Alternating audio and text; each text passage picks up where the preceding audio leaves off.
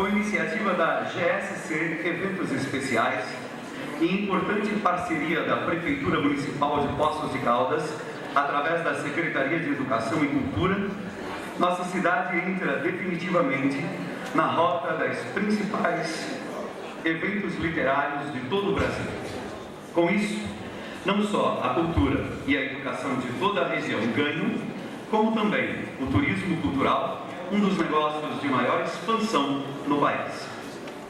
Queremos, com este evento, não só valorizar o livro e a leitura, mas principalmente transformá-lo na maior festa literária do sul de Minas, valorizando e trazendo para Poços de Caldas o que há de melhor da literatura brasileira e também as diversas manifestações artísticas, culturais, como artes cênicas, artes plásticas, música e cinema. Este ano, o Festival Literário já ingressa nesse perfil. Teremos todas estas expressões através de apresentações de peças teatrais, de escolas e profissionais, exposições de artes plásticas, show de blues e jazz e o cinema através do Cinearte, Sarau Petrobras, Brasil AD. Todas essas alternativas culturais fazem deste evento o maior encontro cultural de Poços de Caldas. O tema da feira deste ano, Educação e Desenvolvimento Econômico, vem ao encontro dos anseios de nossa sociedade atual. A questão educacional hoje é um dos maiores obstáculos para o crescimento do país. É por isso que a Feira Nacional do Livro deste ano traz à baila essa reflexão e promove, em Poços de Caldas, a maior feira literária de todo o sul de Minas, com a vinda de grandes escritores e educadores brasileiros, que darão a sua contribuição para a nossa sociedade. Nos anos anteriores, tivemos como patronos da Feira Nacional do Livro o saudoso escritor português, senhor Manuel Guimarães, fundador do Portal dos Escritores de Poços de Caldas. Em 2007, contamos com a ilustre presença do maior bibliófilo, o escritor José Mindlin, um dos maiores representantes da cultura brasileira. Desta vez, convidamos com muito orgulho a professora Ingedor Vilaça Coll, que é professora titular do Departamento de Linguística da Universidade Estadual de Campinas, a Unicamp, onde implantou a área de Linguística Textual.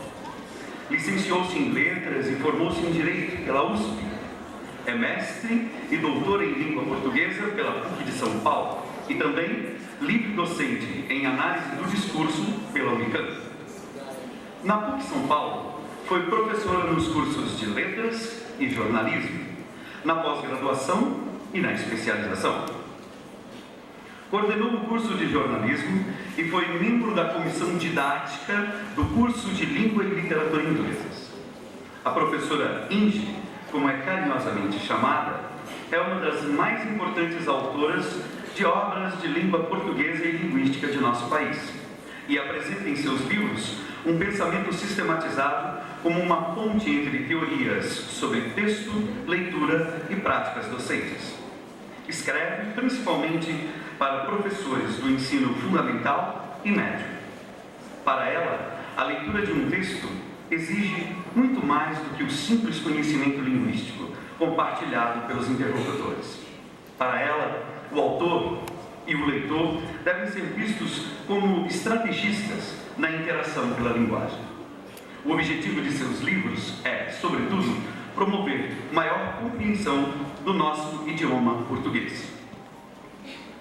E para homenagear a patronesse, professora Ingedore Vilaça Có, da terceira Feira Nacional do Livro de Poços de Caldas e do segundo Festival Literário Nacional, convidamos carinhosamente a professora Carina Flávia Silveira de Paula, com o grupo de alunas do Colégio Criativa Idade de Poços de Caldas, que montou exclusivamente para esta noite o espetáculo Sem Pé Nem Cabeça.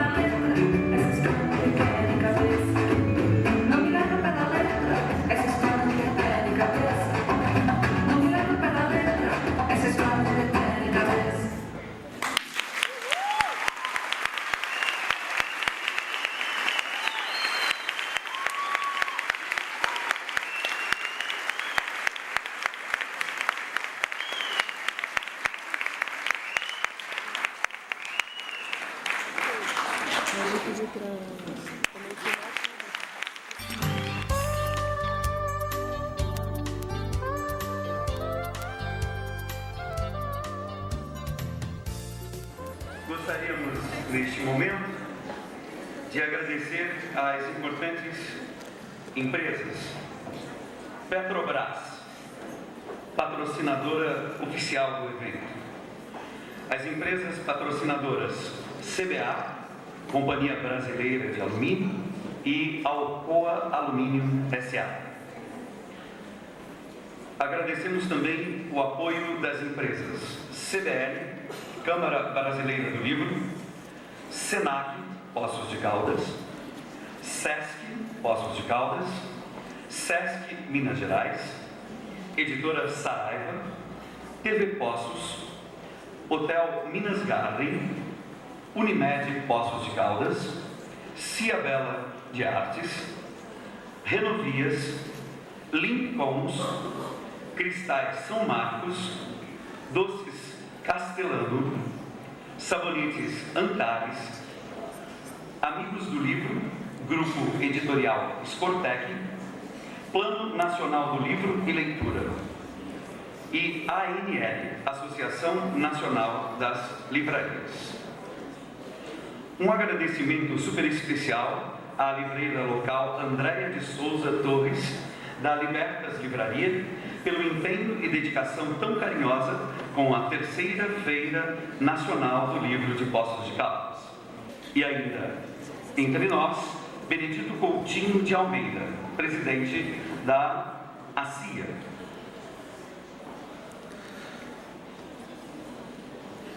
Também agradecemos de maneira especial aos mais de 60 expositores, editoras e livrarias de várias partes do país, participantes das grandes bienais brasileiras e que estão aqui prestigiando e valorizando a terceira Feira Nacional do Livro de Poços de Caldas. Sejam bem-vindos a Poços de Caldas. Desejamos a todos vocês uma ótima estadia em nossa cidade e ótimos negócios. Dando continuidade a esta noite cultural, convidamos a secretária municipal de Educação e Cultura, senhora Raimunda da Silva e Souza, uma das grandes incentivadoras deste evento, para a sua mensagem. É um prazer muito grande vermos Poços de Caldas pela terceira vez fazendo a sua Feira do Livro e convocando-nos a todos para este momento tão importante na vida de todos nós. Para se aprender a ler, não tem limite de idade. E a leitura é a grande oportunidade que a gente tem de crescimento e de entendimento do mundo e das coisas que andam por aí, que acontecem. Sabemos que no mundo globalizado, a leitura tem o seu ponto de destaque. As escolas se preocupam com isso. As empresas também têm a sua participação no desenvolvimento de seus funcionários. E a Feira do Livro vem, sob a coordenação da Gisele, trazer essa grande contribuição para Poços de Caldas e região, no sentido de abrir espaços para que a gente possa encontrar na leitura aquilo que precisamos para o melhor desenvolvimento do nosso município, das nossas cidades e da nossa vida. Eu quero então aqui cumprimentar a GSC por mais esse evento e todos que aqui estão, porque se aqui estão é porque se interessam pela leitura, que é a base principal do desenvolvimento de um país, de um estado, de uma cidade. Muito obrigada. Convidamos ainda o senhor Antônio Erivan Gomes, diretor comercial da editora Cortez e diretor das feiras da CBL, Câmara Brasileira do Livro, apoiadora deste evento e a maior entidade divulgadora do livro e das feiras do Brasil. Ele representa entre nós Roseli Boschini, presidente da CDL. Em nome da presidente da Câmara Brasileira do Livro, senhora Roseli Boschini, é uma honra estar presente à inauguração da terceira Feira Nacional do Livro de Poços de Caldas. Esse importante e cada vez mais significativo evento cultural da região. A Câmara Brasileira do Livro, como entidade há mais de 60 anos, está empenhada na difusão do livro e do hábito da leitura. Apoia de forma irrestrita a realização de eventos que aproximem o livro da população, no intuito de ajudar e fortalecer o desenvolvimento cultural e econômico de nosso país. E com mais essa edição, a Feira Nacional do Livro de Poços de Caldas acentua esse exemplo de dedicação e difusão do conhecimento. A Feira do Livro pode proporcionar o encontro do leitor com seus escritores preferidos nas palestras, nos cafés literários, nas filas de autógrafos, no tradicional passeio pelos estandes. Todos querem conhecer as novidades, encontrar seu livro preferido, conversar com seus autores, perguntar sobre o seu processo de criação, dar opiniões, tirar fotos. Em perfeita sintonia, o escritor e leitor provam que o livro é um excelente instrumento para aproximar pessoas e extremamente positivo na troca de conhecimentos. Sendo assim, é necessário criar uma cultura do livro e ajudar a ampliar o número de leitores, não só para o mercado editorial, mas principalmente para termos um país mais justo e com pessoas embasadas. O livro não conhece fronteiras, é estimado, desejado e querido por todos. Ele une culturas, povos e credos, alimenta a alma e o intelecto, pode ser degustado a qualquer hora e lugar. E o melhor, não tem contraindicação. A Câmara Brasileira do Livro, como entidade defensora da leitura em todas as suas manifestações, se orgulha imensamente de estar presente na abertura da terceira Feira Nacional do Livro de Poços de Caldas. Esperamos que todos possam usufruir desses dias de forma plena, conversando com seus escritores favoritos, folheando as novidades, comprando aquele livro tão esperado. Enfim, exercendo seu direito de leitor. Muito obrigado. Convidamos também a senhora doutora Maria Augusta da Nóbrega Cesarino, superintendente de bibliotecas públicas, representando a secretária estadual de Cultura, senhora Eleonora Santa Rosa. Ela que veio dar as boas-vindas e o seu apoio a esta importante Feira Nacional do Livro e Festival Literário de Poços de Caldas, eventos relevantes para o estado de Minas Gerais. Boa noite a todos aqui presentes. Boa noite, senhor prefeito municipal, secretários municipais de Educação e Cultura, senhores vereadores, representante da Câmara Brasileira de Livro, representante das empresas que patrocinam esse evento.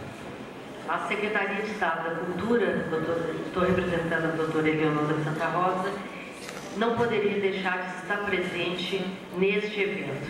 E eu, com particular orgulho, porque sou do sul de Minas, meu irmão estudou em Poços de Caldas, tenho o maior prazer, estou aqui nessa bela cidade que dá um exemplo para o Estado, né? Num momento como esse. Dentre as políticas públicas do atual governo de Minas, a preocupação com o incentivo à leitura é uma das maiores. Todos nós sabemos, é chover no molhado, dizer que o grande problema da educação, da cultura, do desenvolvimento econômico do país é a dificuldade de leitura, o crescimento do analfabetismo funcional, a dificuldade de pessoas, até mesmo com o título na mão, de lerem um texto mais complexo. Por quê? Porque as pessoas não aprendem a ler só na escola, elas aprendem a ler com a família. A família é o grande exemplo, o grande modelo. Infelizmente, por uma série de razões, esta família que traz a leitura como modelo cotidiano está deixando de existir. A escola, indiscutivelmente, é o grande espaço de formar leitores. Mas não é só a escola. As pessoas, a leitura é um direito cultural. Talvez o maior deles, o mais básico. Porque sem o domínio da leitura numa sociedade complexa como a nossa, né, a pessoa não é um cidadão pleno, é um cidadão de segunda classe. Quando falamos de leitura, falamos muito mais do que o livro, o jornal, a revista. A leitura está na internet. Né? Se não lemos bem, não lemos compreendendo plenamente um texto, a nossa formação é deficitária. Então, nesse sentido, além da escola e da família, o cidadão, em qualquer faixa etária, precisa estar exposto à leitura. Ele precisa encontrar o espaço da leitura no seu caminho. Ele não tem que se locomover a grandes distâncias. E é nesse sentido que entra, muitas vezes, um segmento pouco esquecido, pouco valorizado e que tem sido extremamente apoiado pela Secretaria de Estado da Cultura, que é o segmento das bibliotecas escolares e principalmente das bibliotecas públicas. Esse espaço democrático de acesso à leitura. Esse espaço que pode e deve ser a grande fatia compradora do mercado livreiro. Quando se diz que o livro no Brasil é caro para grande parte da população, nós sabemos que uma das razões são as baixíssimas tiragens. Mas não podemos pensar apenas no Ministério da Educação como a grande compradora do livro, ou seja, ler é uma coisa só que eu faço só enquanto eu sou estudante. Não, eu leio para toda a vida. Eu leio para me informar e eu leio por prazer, principalmente por prazer. Nós esquecemos desse enorme patrimônio literário, patrimônio cultural, que é a leitura literária. Né? A Secretaria de Cultura já cumpriu uma etapa do seu programa, Construindo uma Minas Leitora, que foi de criar bibliotecas em cidades que não tinham nenhuma. Isso era uma mancha na história de Minas. Quase 20% dos 853 municípios não tinham qualquer biblioteca. Hoje, praticamente todas, menos de 1%, que não têm biblioteca porque não querem. Perdão, eu vou corrigir. Não é que a cidade não quer. A cidade provavelmente nem sabe que ganhou. O poder público local, o acervo, os equipamentos, ajuda está lá e eles estão com dificuldade, vamos dizer assim, de abrir esta biblioteca. Estamos modernizando acervos pobres, capacitando pessoas. O ano passado foram capacitados representantes de 277 municípios, não é? E vamos, na próxima etapa, fortalecer uma rede de bibliotecas pobres, uma em cada micro-região do estado. Seriam entre 50 e 60 bibliotecas, que seriam bibliotecas referência para aquela região, que teria um efeito multiplicador, um efeito de liderança. E certamente, no sul de Minas, uma dessas bibliotecas polo será representada pela cidade de Poços de Caldas.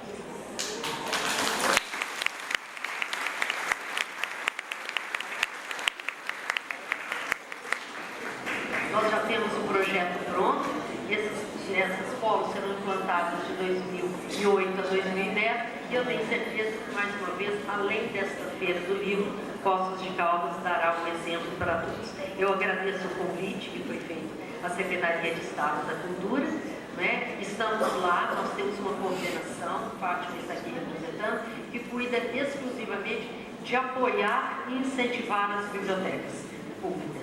Então, dirijam-se a nós, porque o papel nosso é esse. Né? Desejo sucesso à feira, né? E desejo que a motivação, o incentivo que saia daqui permaneça com todos esses leitores ou futuros leitores que eu estou vendo aqui na frente. Boas leituras, senhor. Dando continuidade a essa tão agradável noite, convidamos agora, com muita satisfação, o excelentíssimo senhor doutor Sebastião Navarro Vieira Filho, prefeito municipal de Poços de Caldas, para a abertura oficial da terceira Feira Nacional do Livro de Poços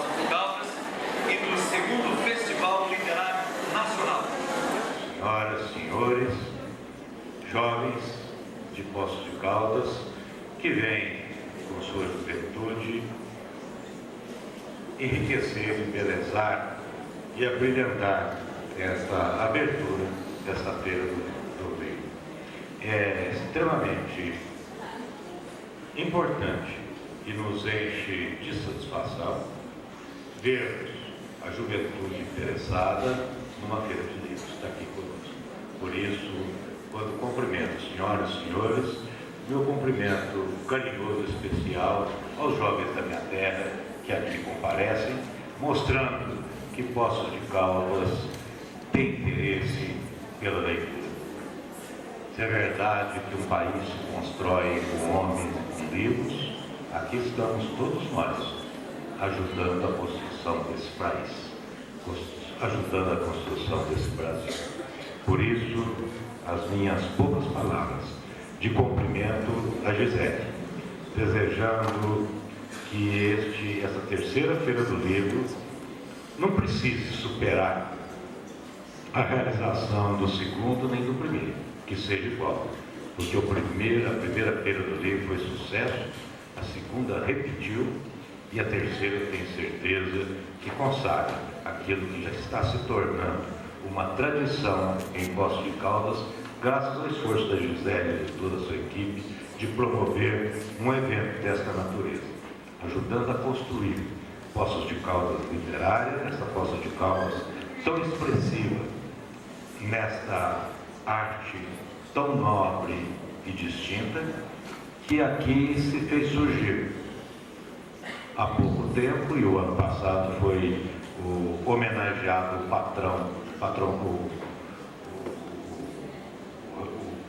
o representante da literatura pós-caldense, o senhor Guimarães, que instituiu aqui o Portal dos Escritores, tendo levantado vivo, atuante em Poços de Caldas, cerca de 60 escritores. Isso é um motivo de satisfação e de orgulho para nós e que justifica a realização em caráter permanente a cada ano dessa Feira do Livro promovida pela Gisele. A minha saudação especial à professora Vitor Koch, Vilaça Koch, professor Pink, e a tantos convidados e professores e escritores que estão conosco participando com o Poços de Caldas dessa Feira do Livro. A senhora representante do Governo do Estado, a Maria Augusta, e a todos os visitantes trazer as boas-vindas da cidade, esperando que aproveite bem desta Feira do Livro, que ajude a consolidá-la cada vez mais e que, ao estar conosco participando desta Feira do Livro, desfrutem das belezas e de tudo aquilo de bom que Poços de Caldas tem a oferecer. Em rápidas palavras, portanto, já vou me alongando, declaro aberto, em nome da Gisele, essa terceira Feira do Livro em Poços de Caldas. Muito obrigado.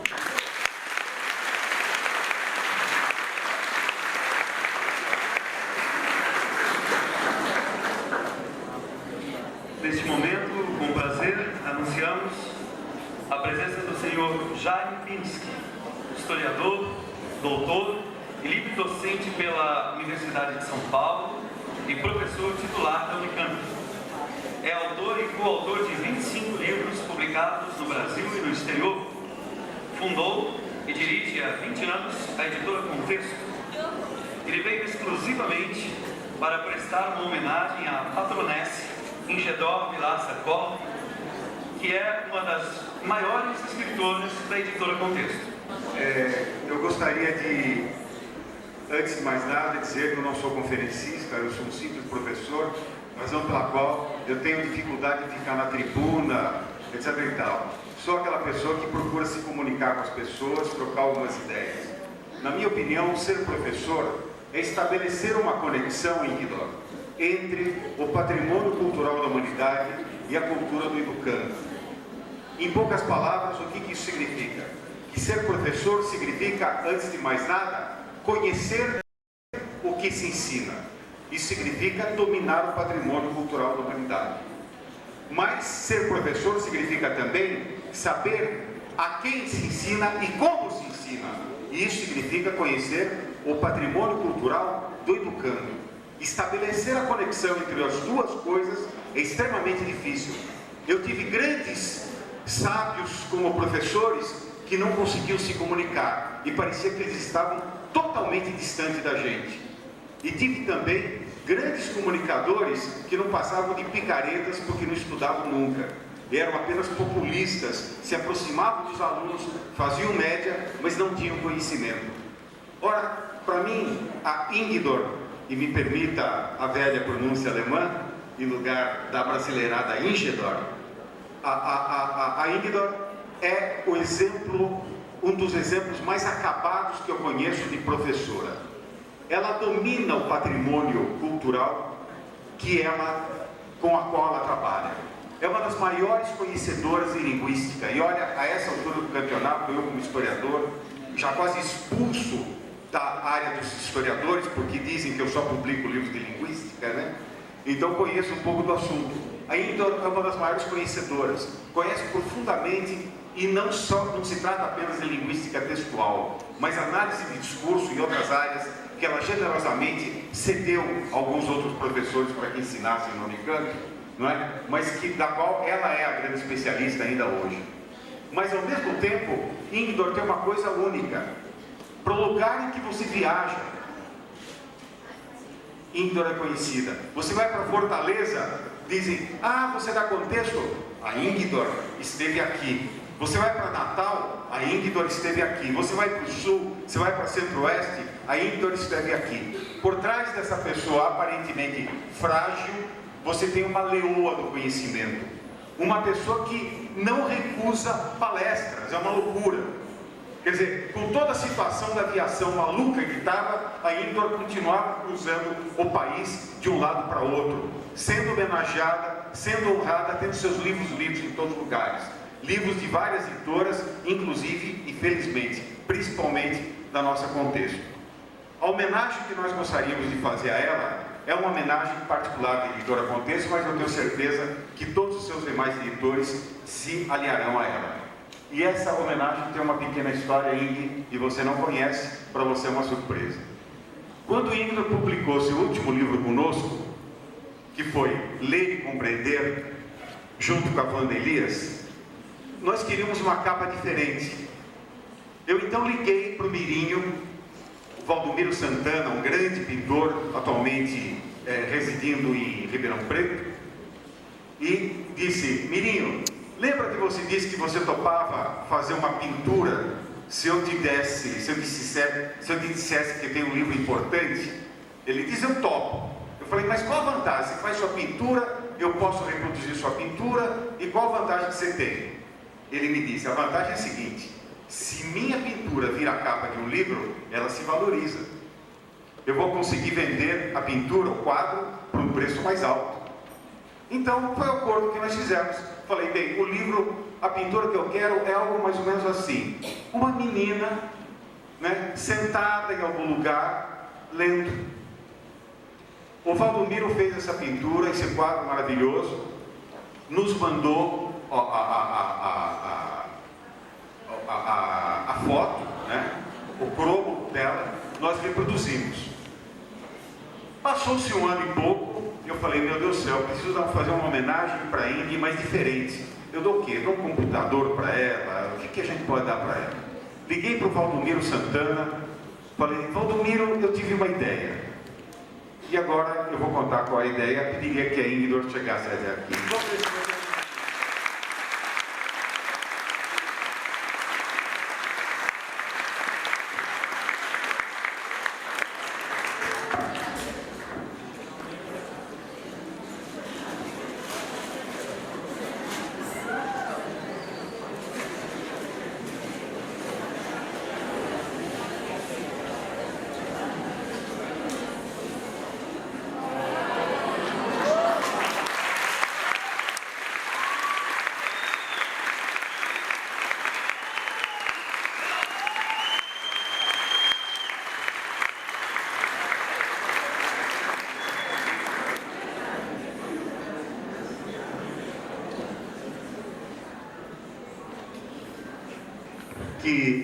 Que isso é apenas uma recordação, é o quadro original que, por uma sorte incrível, o Mirinho tinha enfiado no fundo, dizendo que ele não ia vender para qualquer pessoa. ainda estava com ele, nós compramos dele, mandamos fazer um belo enquadramento e vai estar no local mais indicado de todos, que é a Casa da Índia. Muito obrigado pela oportunidade.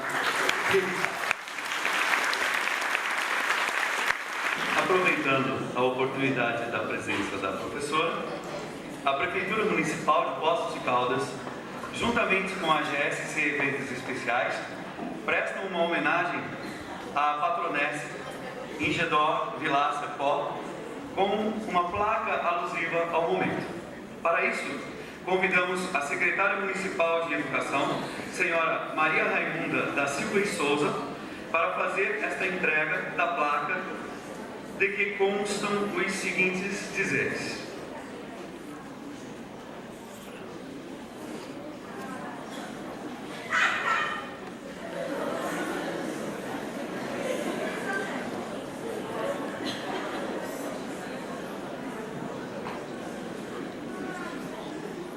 Cara senhora professora Ingedor Vilaça Pó,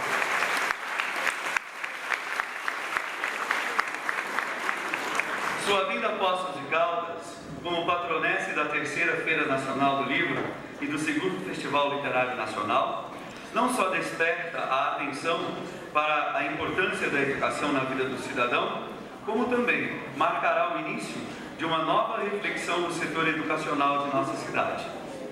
Agradecemos pela oportunidade de tê-la em Poços de Caldas, neste momento em que abrimos a maior festa literária de todo o sul de Minas. Suas palavras, que futuramente serão ditas, serão para sempre lembradas em nossos corações como uma chama viva de esperança para que o rumo da educação de nosso país seja marcado pelo sucesso e a criação de cidadãos dignos e livres. Parabéns e muito obrigado. Prefeitura Municipal de Poços de Caldas e GSC Eventos Especiais, em Poços de Caldas, 1º de abril de 2008.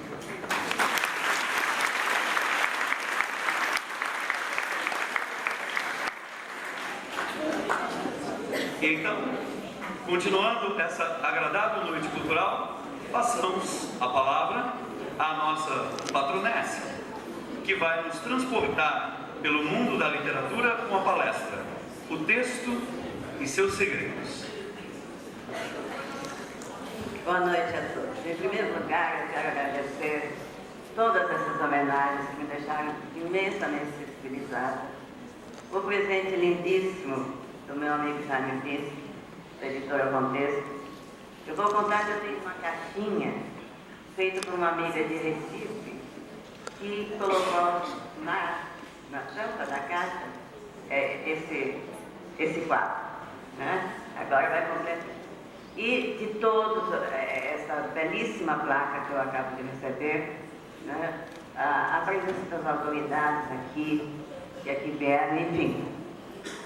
Queria agradecer ainda ao Sr. Jaime Pisque, como diretor da editora Contexto, e ao professor Cortez, como presidente da editora Cortez, que também tem publicado muito no Brasil, foi meu primeiro editor.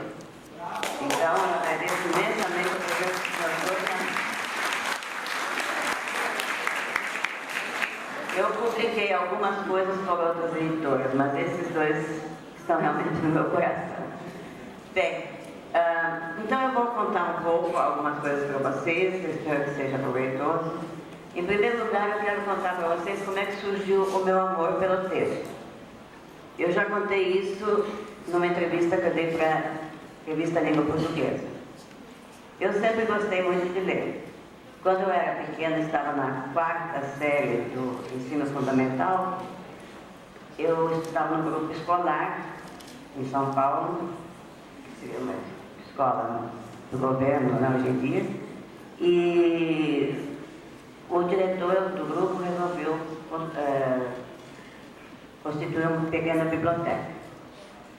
E ele me perguntou se eu aceitaria ser bibliotecária dessa biblioteca. Eu tinha 10 anos. Eu aceitei. Então, o meu compromisso era o seguinte: todo dia depois do horário regular de aulas, permanecer 1 hora atendendo os coleguinhas que queriam ver os livros. E como prêmio, eu teria direito de levar livros da biblioteca para casa. Só eu podia. Então eu levava todos os dias 2, 3 livros, lia aquilo tudo desesperadamente, e no dia seguinte devolvia e levava mais livros para ele. Então o meu amor pelo texto foi crescendo, crescendo, crescendo cada vez mais. Né? E o meu amor pela educação. Eu dou aula desde os 14 anos de idade.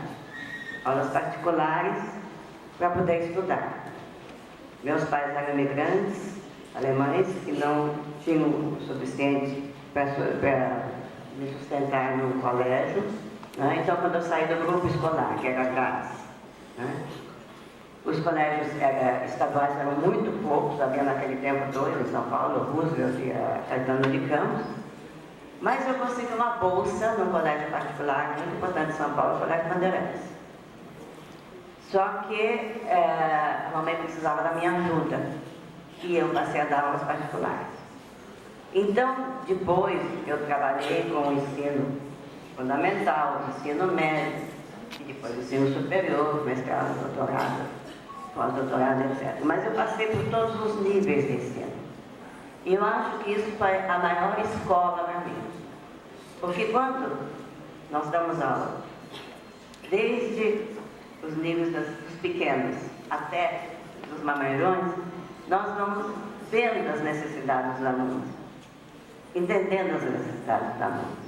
Então, por isso é que os meus livros, embora, claro, tenham uma fundamentação teórica e tudo, eles são voltados para professores, são voltados para alunos. Eu escrevo sempre pensando num leitor que poderá se interessar mais pela leitura, pela língua, etc. Então, vocês vão dizer, mas por que o texto e seus segredos? O texto tem segredos? Tem, muitos.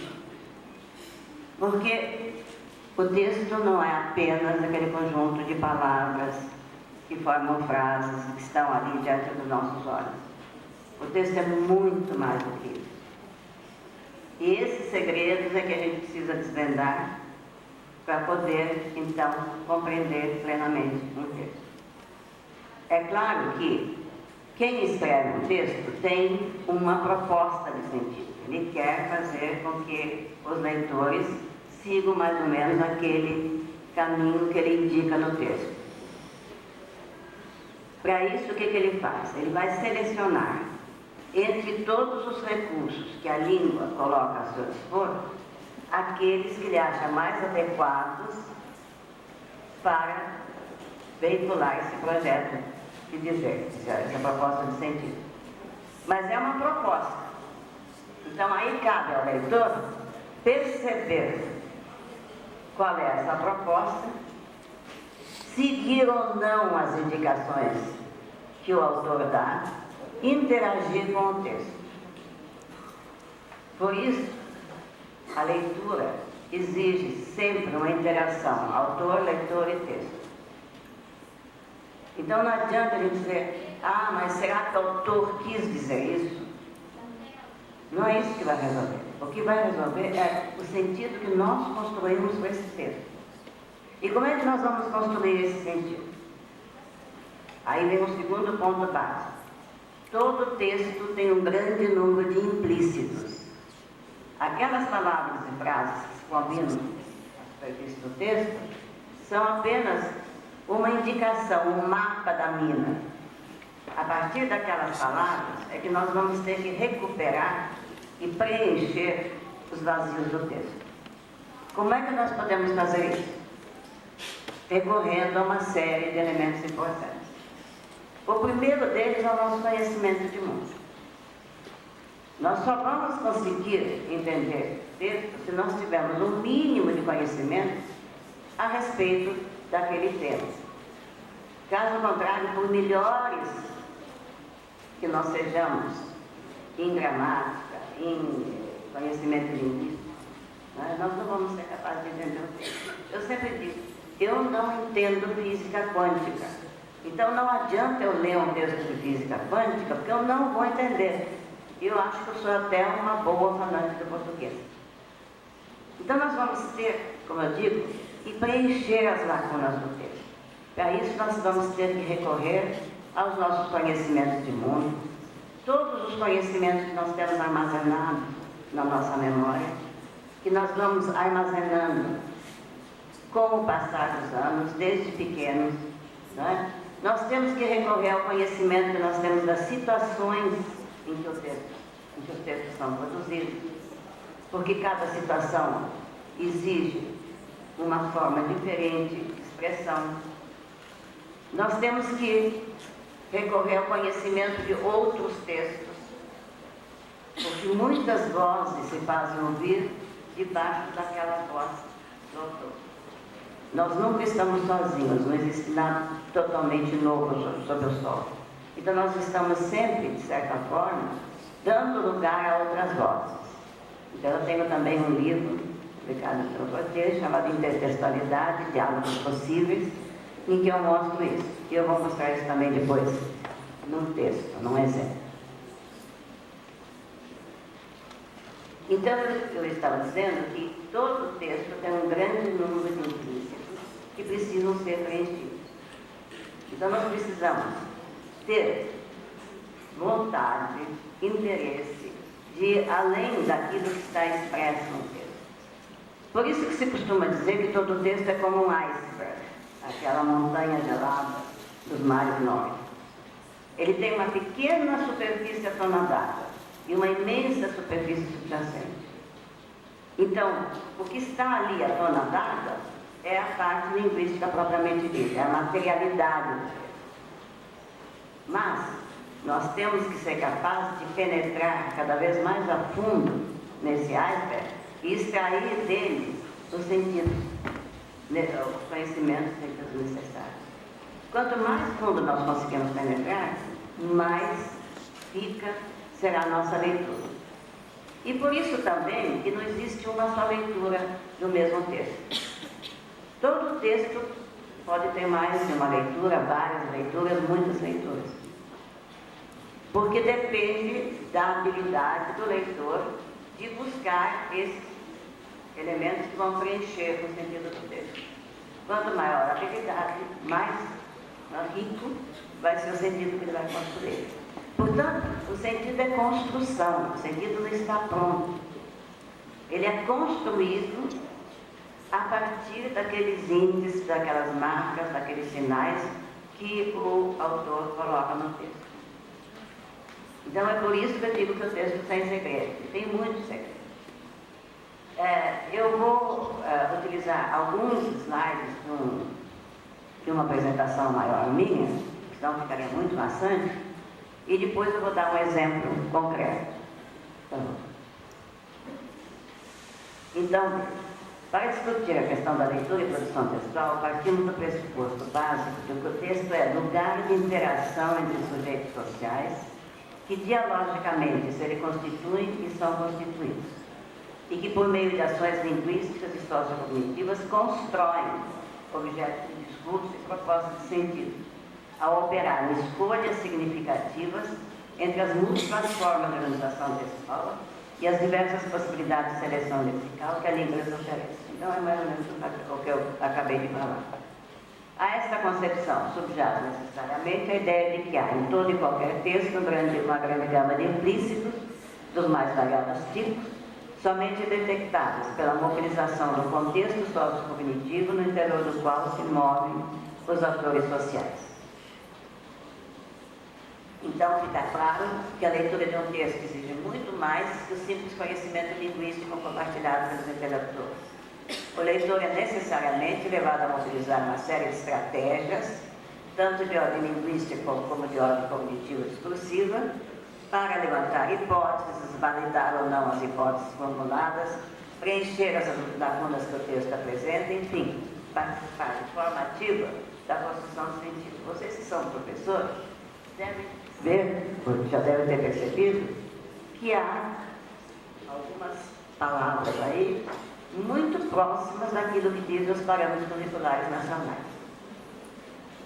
Por quê? Porque a equipe que produziu esses parâmetros curriculares se baseou muito nos princípios da linguística textual. E ele disse, literalmente, disse, depois eu vou apresentar um trecho de parâmetros, né? Que é necessário levantar hipóteses, validar ou não as hipóteses formuladas, lacunas que o texto apresenta. Quando nós começamos a ler o texto, logo de início nós levantamos hipóteses sobre o conteúdo do texto. Sobre o que será que esse texto vai falar, o que será que vai acontecer, o que é que não vai acontecer. Depois, à medida que nós lemos, nós vamos ver se essas hipóteses se confirmam ou não. Se elas se confirmarem, nós continuamos com a mesma hipótese. Se elas se confirmarem em parte, nós corrigimos. E se elas não se confirmarem, nós temos que deixar de lado aquela hipótese e construir outra. Então, é um trabalho muito mais complexo do que simplesmente decodificar letras, palavras e sentenças. Não é? Seguinte. Dessa forma, não. Autor e leitor devem ser vistos como estrategistas na interação pela linguagem. Vamos adiante? Também adiante, adiante, adiante, adiante, mais adiante ainda. Bom, então, nessa perspectiva, o sentido de um texto é construído na interação texto-jurídico e não algo que preexista a essa interação. A leitura é, pois, uma atividade interativa altamente complexa de produção de sentido, que se realiza, evidentemente, com base nos elementos linguísticos presentes na superfície textual e na sua forma de organização, mas que requer a mobilização de um vasto conjunto de saberes no interior do evento comunicativo. Ou seja, a leitura é uma atividade na qual se levam em conta as experiências e os conhecimentos do leitor. A leitura exige do leitor bem mais do que o conhecimento do código linguístico, uma vez que o texto não é somente o produto da codificação do emissor a ser decodificado passivamente por um receptor passivo. A leitura é um processo no qual o leitor realiza um trabalho ativo de construção do significado do texto, a partir dos seus objetivos, do conhecimento sobre o assunto, sobre o autor e tudo que sabe sobre a língua, características do gênero, do portador, do sistema de escrita, etc. Então, cada gênero, nós sabemos que as práticas sociais, as diversas práticas sociais exigem determinado gênero. Então, nós precisamos saber qual o gênero ou quais os gêneros adequados a cada prática social, não é? E conhecer essas características, o portador, se é um jornal, se é um outdoor, etc., o sistema de escrita utilizado, etc. Não se trata simplesmente de extrair informação da escrita, decodificando a letra por letra, palavra por palavra. Trata-se de uma atividade que implica necessariamente compreensão. Veja que é bem aquilo que eu já falei. Seguinte, continua ainda a citação dos parâmetros. Qualquer leitor experiente que conseguir analisar sua própria leitura constatará que a decodificação é apenas um dos procedimentos que utiliza quando lê. A leitura fluente envolve uma série de outras estratégias, como seleção, antecipação, inferência e verificação, sem as quais não é possível rapidez e proficiência.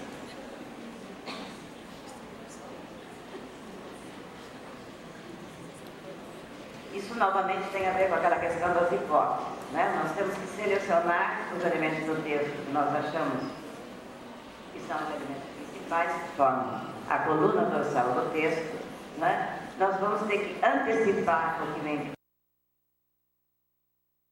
depois, imaginar o que vem a seguir, fazer inferências. As inferências são feitas justamente com base no nosso conhecimento de mundo. Então, quando nós vemos que está faltando alguma coisa, que o texto tem lacunas, já que todo o texto é implícito, nós vamos produzir inferências para ir buscar na nossa memória, no nosso conhecimento, aqueles elementos necessários para a compreensão. E verificação. Depois que a gente acaba de ler, tentar verificar se é aquilo mesmo. Será que eu li bem? Será que é isso mesmo? Ou será que eu me deixei desviar do caminho? É o uso de procedimentos desse tipo que permite controlar o que vai sendo lido, tomar decisões diante de dificuldades de compreensão, arriscar-se diante do desconhecido, buscar no texto a comprovação das suposições feitas, etc. seguinte. Então, encontra-se reforçado aí que na atividade de leitura, o papel do leitor, o leitor é um construtor de sentido que se utiliza de uma série de estratégias, quais aquelas já citadas. Então, como eu já disse também, a antecipação consiste em levantar hipóteses sobre o conteúdo do texto. Essas hipóteses, durante a leitura, vão ser submetidas à verificação. Então, o leitor seleciona pistas, ou seja, aqueles elementos linguísticos que ele utilizou para criar sua hipótese, produz inferências que lhe permitem preencher as lacunas do texto e desfazer ambiguidades com base no seu conhecimento de mundo. Não temos caldo negro aqui, professor sem caldo negro não existe, né? Eu tenho um pequeno exemplo que mostra bem essa questão das hipóteses, da antecipação, da verificação. Então, esse exemplo é traduzido no inglês. Ele diz assim: ele colocou na janelinha uma nota de $5. Bom, que janelinha pode ser essa? Quem pode ser ele? E para que serve essa nota de $5? Provavelmente a gente imagina que é uma pessoa que vai pagar alguma coisa no guichê, né? E que colocou lá uma nota de $5. Aí, a continuação. Ela tentou devolver $2,50, mas ele não aceitou. Bom, por que será que ela tentou devolver $2,50? Pode ser o troco, pode ser uma gorjeta, né? Agora começa o primeiro problema. Mas, quando vem o mas, primeiro sinal, ela não aceitou. Por quê? Ele não aceitou. Por que ele não aceitou? Aí vem, então, quando eles entraram, ela pagou para ele um grande saco de pipoca. Ou seja, não era ele do lado de fora da janela e ela do lado de dentro recebendo, mas era um casal que estava indo ao cinema e, né, o rapaz foi gentil, pagou a entrada da moça. Mas no começo a gente pensa no rapaz fora e na moça, né? Recolhendo dinheiro, caixa. Não é mesmo? Então a gente tem que corrigir o roteiro. Não, estou indo no caminho errado. Então não é bem isso. Vamos ver o que isso aconteceu. Então espera-se que o leitor processe, critique, contradiga ou avalie a informação subjectiva de si, que aceite o que acontece, que procure construir um sentido para aquilo que lê e que seja capaz de justificar a leitura feita. Né? Seguinte. Pode falar isso. É claro que os objetivos de leitura são importantes também quando nós vamos ler um livro. Quando nós lemos um livro para buscar informação, o nosso objetivo é nós temos que estar atentos naquela informação que nós estamos procurando. Quando nós vemos um texto por prazer, por deleite, isso nos importa. É a beleza da construção e assim por diante. Então, claro que os objetivos de leitura, quando nós lemos para resolver uma questão, por exemplo, questões de vestibular, eu leio para responder as perguntas. Então, agora, e esse é um dos grandes problemas, né? Porque muitas vezes os candidatos de vestibular, os alunos, erram, porque eles não sabem ler o enunciado da questão. Não é que eles não sabem responder, eles não sabem ler o enunciado da questão. E aí eu me lembro sempre, como eu disse para vocês, que dei aula no ensino fundamental, e aí o professor de ensino fundamental é polivalente, né, dá todas as disciplinas. Eu dava matemática e tinha um problema assim.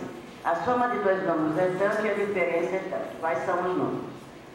E eles sabiam fazer direito. Um dia apareceu no livro, né, assim, determine dois números tais que a soma seja tanto e a diferença seja tanto. E eles não conseguiram resolver. Eu disse, mas gente, o que está acontecendo? Mas esse problema não tem pergunta. Então eles estavam tão habituados com aquela formulação que eles não conseguiram resolver o mesmíssimo problema que eles estavam tendo da formulação. Por isso é que quem organiza questões de vestibular, de prova, etc., precisa muito cuidado com isso, porque às vezes o pobre do aluno até sabe a resposta direitinho e não responde porque não entendeu a leitura. Bom, pode passar. Bom, isso também já falei. Então é por essa razão que falamos de um sentido para o texto e não do sentido do texto. Isso é importantíssimo. E justificamos essa posição, visto que na atividade de leitura é preciso ativar, além dos conhecimentos textuais, muitos outros saberes, como conhecimento de mundo, lugar social, vivências, relações com o outro, valores da comunidade. Seguinte. Assim, portanto, o sentido que se constrói a partir de um texto pode variar. Por um lado, conforme o modo como o texto foi constituído, do que foi explicitamente revelado e do que foi implicitamente sugerido. Por outro lado, na dependência da ativação por parte do leitor, dos conhecimentos, etc. Pode passar. Considerar o leitor e seus conhecimentos, e que esses conhecimentos são diferentes de um leitor para outro, implica aceitar uma pluralidade de leituras e sentidos em relação ao mesmo problema. Tudo vai depender do repertório de cada um. Isso acontece até com pessoas, por exemplo, forma-se uma equipe para fazer um trabalho de grupo. E os membros da equipe combinam. Vamos ler tal texto para a próxima reunião. Quando chega a hora da reunião, dá na hora briga. Não, mas eu não entendi assim. Eu digo, não, mas eu entendi, você está errado. Como é que pode? Se eles têm o mesmo livro na mesma série, etc., como é que pode cada um ler diferente do outro? Né? Então isso mostra que não necessariamente duas pessoas vão ler igualmente o mesmo texto. E acontece até com a mesma pessoa. Se eu leio um texto hoje, eu posso fazer uma leitura. Pode acontecer que daqui a 2, 3 anos eu leio o mesmo texto e diga, meu Deus, como é que eu não percebi a riqueza desse texto? Isso é comum. Por quê? Porque ainda faltava aquela bagagem, aquele repertório que ajudaria a preencher as lacunas. Então, outra coisa. Muitas vezes ele diz para o aluno, o texto escrito tem que ser totalmente explícito. No texto falado, a gente pode deixar muita coisa implícita, porque a situação está presente, está tudo ali. Mas no texto escrito tem que explicitar tudo. É impossível explicitar tudo. Impossível.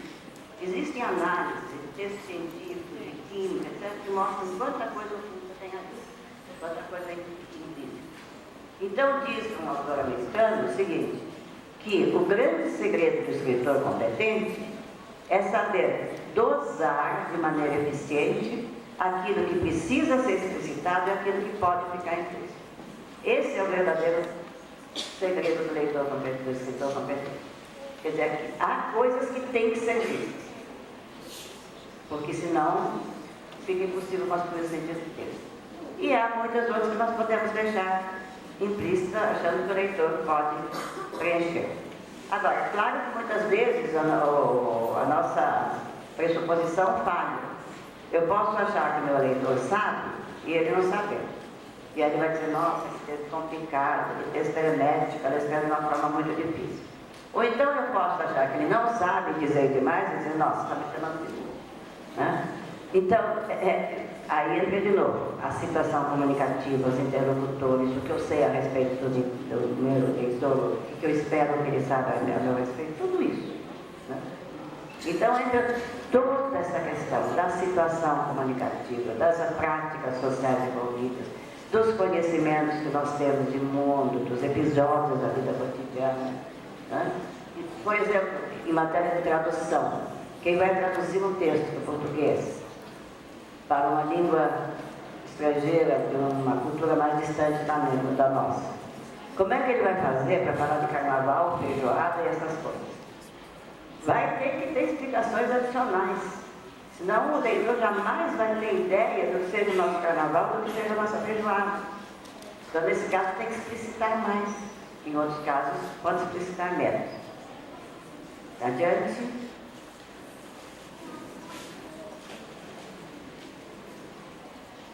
E o que eu já falei também é de fundamental importância que o leitor preste atenção nas sinalizações que o texto oferece. Né?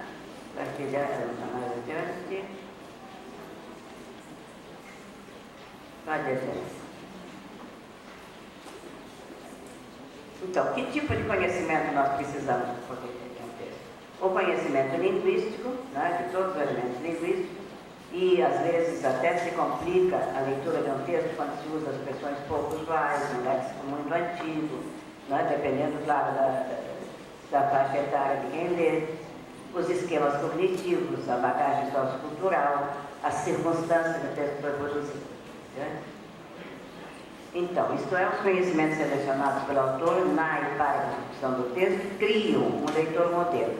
Eu tenho na minha mente um leitor modelo, que é Humberto Eco. Um texto, pela forma como é constituído, pode exigir mais ou menos conhecimento prévio de seus leitores. Isto é, o texto não se destina a todo e qualquer leitor, mas pressupõe um determinado tipo de leitor e exclui outro. Bom, pode adiante, também adiante. Bom, depois de escrito, o texto ganha existência independentemente do autor. Entre a produção do texto escrito e sua leitura, pode-se passar muito tempo, de modo que as circunstâncias da escrita podem ser absolutamente diferentes das circunstâncias de leitura. Fato esse que interfere na produção do texto. Como eu já falei, um autor, num século passado, atrasado, né? Ele escreve de uma determinada maneira. Para um leitor moderno, pode haver certa dificuldade, porque o contexto de produção é diferente do contexto de uso, o que não acontece na língua falada. Também quando o texto vem escrito num lugar muito distante daquele que foi escrito, ou quando foi reescrito de muitas formas, etc. Então, a leitura é uma atividade que solicita intensa participação do leitor, pois se o autor apresenta o texto lá conosco em concreto, achando, não é, que o outro é capaz de preencher, é preciso que o leitor realmente seja capaz de produzir as diferenças necessárias. Entende? Então, assim no processo de leitura, o leitor aplica ao texto um modelo cognitivo, frame ou esquema. O que é isso? Todos nós temos os nossos modelos cognitivos. À medida que nós vamos vivendo em sociedade, desde pequenos, nós vamos armazenando na nossa memória os conhecimentos relativos aos vários episódios da vida cotidiana. Por exemplo, piquenique, Natal, festa de aniversário, imposto de renda, circo, restaurante e etc. Então, quando aparece no texto um elemento de um prêmio, imediatamente os outros são ativados juntos. Então, isso nos ajuda a compreender o texto se nós tivermos esse conhecimento necessário. Então, o título do texto, muitas vezes, já basta ser exercício de uma série de conhecimentos necessários para a compreensão do texto. Agora, veja a importância disso para a redação, da produção do texto. Não se pode dar termos sobre os quais os alunos não saibam absolutamente nada. Novamente, por melhor que ele sabe escrever, sabe aquela letrinha caprichada, um desenho aqui, não sei o que mais, etc., não diz nada de produtivo. Tem um texto lindíssimo do Luiz Fernando Veríssimo, que saiu numa ocasião numa revista Nova Escola, portanto, voltado para os professores, né? Que chama Autóctone. A professora deu uma redação para os alunos para escrever sobre autóctone. Então, o texto é lindíssimo, não vai dar para contar todo, mas é assim, a menina desesperada, né? E o dia muito lindo lá fora, com sua motivação zero, ela está louca para sair, para brincar, para correr, e tem que escrever aquela redação para a palavra autóctone. E aí a gente vai ver toda a preocupação da menina. Então, nós entendemos melhor textos que falam de coisas sobre as quais nós tenhamos um modelo, um frame, um determinado conhecimento. E nós também podemos esperar textos melhores quando nós dermos para alguns temas sobre o qual eu tenho um conhecimento. Então, a hipótese inicial pode decorrer da leitura e confirmar se fazer-se mais precisa, pode ter alterações e, por vezes, até a completar a formulação da hipótese inicialmente levantada. Bom, também já foi. Esse é outro ponto importante, PC. Ele diz o seguinte: que o trabalho de análise epilinguística em sala de aula é importante por possibilitar a discussão. Estou cansada de dizer. A possibilidade de discussão sobre os diferentes sentidos atribuídos ao texto e sobre os elementos possíveis que validam ou não essas atribuições. propiciando, inclusive, a construção de um repertório de recursos linguísticos a ser utilizado na produção textual. Então, isso tem tudo a ver com gramática, com conhecimento de língua. Por que é que você interpretou dessa maneira? Qual foi o elemento que você usou para fazer essa interpretação? Né? Então, que elemento do texto valida a sua hipótese ou não valida a sua hipótese? E aí, aos poucos, os alunos vão construindo um repertório de recursos linguísticos. Quer dizer, o importante é eles verem a gramática funcionando no texto. Não a gramática pela gramática. Nem o texto como pretexto para ensinar gramática. Né? Eu usou gramática no texto. Destaque do texto, 5 adjetivos, 4 verbos na terceira pessoa singular. Não. É mostrar como os elementos da gramática são importantes na construção do sentido do texto. Bom, gente, eu poderia falar horas e horas. Essas coisas estão em todos os meus livros, né? Cada um, um pouquinho em cada um. E eu já poderia falar muito tempo, mas acho que vocês estão cansados também, muita gente saiu e já é um pouco tarde. Mas esse livro, Ler e Compreender, ele trata dessas questões todas de uma maneira bastante didática. O nosso objetivo, meu e da Wanda, foi atingir professores e alunos. Né? Os outros são um pouco mais elaborados, embora também, por exemplo, esse último livro de textualidade tem muitos exemplos. Mas é aquela tentativa de fazer uma transposição da teoria francesa. Última coisa, para nós fecharmos, aquele texto. Esse foi um texto que saiu na Folha de São Paulo,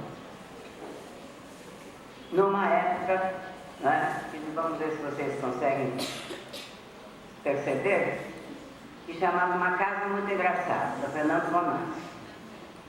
E ele diz o seguinte: era uma casa muito engraçada, com certas contas que ninguém pagava.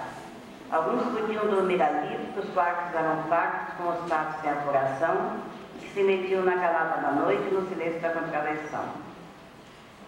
Era uma casa muito tarada. Não, você pulou, volta. Era uma casa, de tradição.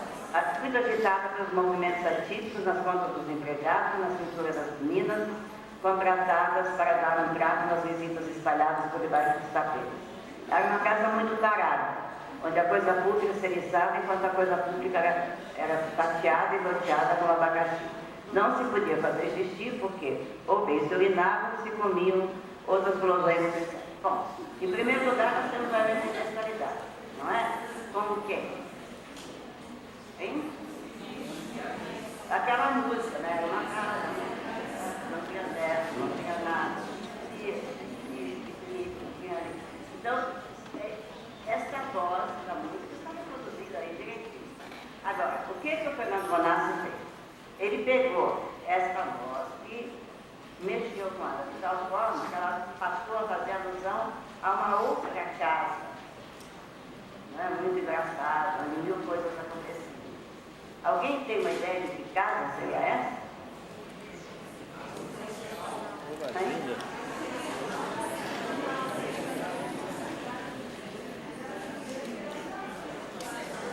Eu não estou ouvindo o que vocês estão dizendo.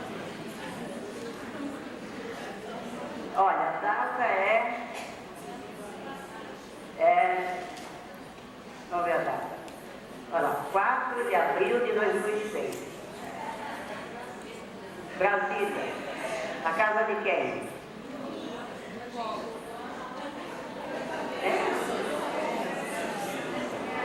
Não é do Palocci? A casa do Palocci. Brasília.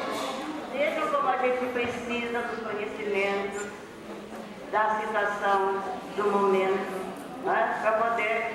A gente percebe que é uma crítica, claro. A gente percebe que tem relação com a música, só que ela é completamente diferente da música. Mas esses conhecimentos nós temos que mobilizar para poder construir o sentido que o Fernando Bonassi estava querendo construir. Ou chegar próximo, ou chegar lá. Porque, como eu disse também, eu já li ali, o texto depois de produzido, ele ganha vida própria. Ele passa a servir como uma luva para outras situações que o autor jamais poderia ter pensado. Por isso que nós temos sermões do Padre Vieira, e nós temos, meu Deus do céu, isso é escrito para nós, para a nossa época, o livro das vozes, né? E uma série, né? Isso é muito comum, textos que foram escritos com um determinado objetivo, acaba servindo como uma luva para outros fatos posteriores. É como que, quando diz o poeta, né, que os livros são como setas que nós lançamos e que depois vão se desvincular de nós, numa vaiada da própria, é a mesma coisa. Né? Outra coisa. Bom, mas então como é que a gente faz com textos que precisam ser bem legíveis e que não devem ter mais uma leitura, porque precisam, né? Eles não podem ser ambíguos. Aí vem de novo a questão do gênero, a questão da social, etc. É claro que determinados textos devem ter um mínimo de ambiguidade, devem possibilitar um mínimo de outras leituras. Como eu já falei nos enunciados de provas, que tem que mais ou menos deixar aquele sentido do aluno poder entender. E outros, como textos literários, que são totalmente escancarados e abertos. Mas entre uns e outros, há toda uma gama. E muito raros são aqueles que realmente têm que ser tão fechados que são assumidos no livro. Então há um projeto de dizer, uma proposta de sentido sobre tudo. Ele lança essa proposta, coloca no texto uma série de marcos, de sinais difíceis. Aí o leitor vai, pega o texto, vai procurar aquelas marcas, aquelas pistas, aqueles sinais, e vai tentar seguir aquelas marcas para chegar ao sentido do texto. Mas até aí pode haver problemas. Por exemplo, o que acontece na ironia? Na ironia, o autor diz exatamente o contrário daquilo que está pensando. Então, o leitor desavisado, que vai seguindo direitinho as pistas que estão ali, ele vai chegar no lugar que é o contrário daquele que o autor seguiu. Então, nós somos realmente estrategistas da comunicação. Estrategistas. Nós temos que usar uma série de estratégias, recorrer a uma série de processos para poder entender o texto. E é por isso que o texto tem segredos. E é por isso que tem um outro livro editado pela poesia que se chama Desvendando os Segredos do Texto. Agora nós estamos, Ana e eu, pensando num novo livro que seria mais voltado para a produção, a escrita. Esse foi mais voltado para a leitura. E assim, enquanto a gente for tiver vida, a gente vai tentando, né, continuar. Muito obrigada pela presença.